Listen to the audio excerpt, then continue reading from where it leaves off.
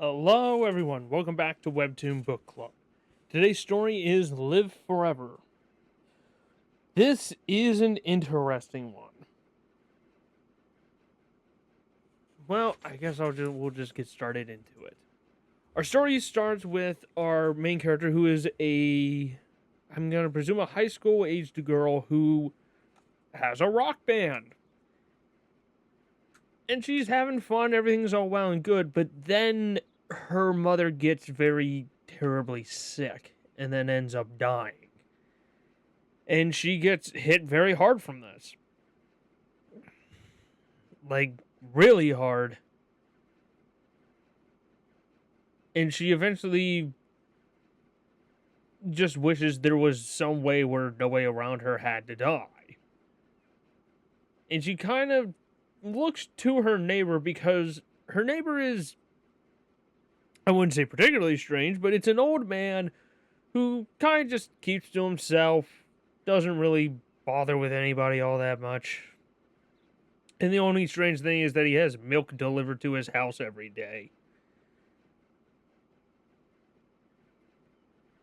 So she goes to check out his house to see what he might get up to, and nothing really much. In fact, she doesn't really get too close to the house before he's suspicious that somebody's wandering outside.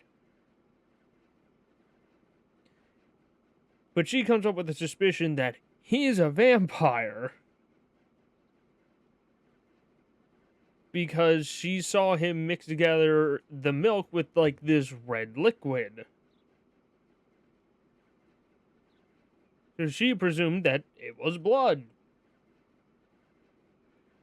But she tells her friends about her plan that she wants to use the old man to try and find a way to live forever. And they think she's nuts. But she commits to this plan. So, eventually the old man kind of catches her outside and actually invites her inside and just kind of, well, they just talk. That's really all it is. They just talk, and she tells him that she thought he was a vampire, and he was just like, "Oh, you're silly." But kind of like, he's trying to be like the voice of reason to try and help her through this hard time that she's having. But she still has in her mind that he's a vampire, and maybe there's something she can get out of that. But while she was over there the first time, she ended up getting a glass of water. And you see this little red drop go into the water. And then she drinks it. And their story doesn't really do nothing of this for a while, but it does come into play later. So, eventually she kind of, I believe she goes into a pharmacy or so and then grab basically a bunch of sleeping pills or whatever, or narcotics, something to basically put the old man to sleep. And one of the times he actually asked her, "Can you go get one of my special drinks?" And she does that, but she ends up dropping like all the sleeping pills in it. So then when he drinks it, he eventually falls asleep like really quick, and she samples a good amount of his blood and then takes it to a research lab and tells them to analyze that. Because she tells them that it's something special. And they're just like, sure, whatever. Meanwhile, we have some, I guess, sidekicks of sorts. They are kind of investigating this weird spiritual phenomenon that is going on around. And the older brother is trying to seal it, while the younger sister is just trying to manage her abilities. But the thing is, like, the younger sister is friends with the main character, but they don't have much interaction until towards the end. And it's a whole thing. It's really just a big whole thing. But in the case, eventually what happens is our main character's little brother ends up falling off of his playset and ends up getting very hurt and sent to the hospital. So she, concerned about about her brother losing her brother, she ends up running back to the research lab and grabbing the uh I guess results, some of the, I guess, blood that was put into like vials or whatever. And the researcher apparently did discover something interesting in the blood, which we then find out the old man is a vampire, but he's not evil or anything. He just wants to live his life and just be left alone. That's all he wants. But she ends up going back to the hospital. But before she can get to her brother, the old man stops her and tries to make her think about what she's doing. But then she ends up collapsing on the ground.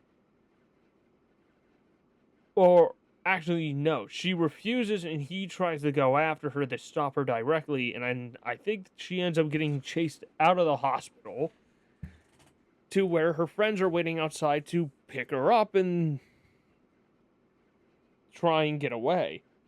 But she ends up passing out at some point, and it ends up being that the thing that she ended up getting in her drink way earlier is what was part of this spiritual phenomenon going on that the psychics were chasing after. So now they have to try and, I guess, commit some type of exorcist against her? Some type of exorcism against her.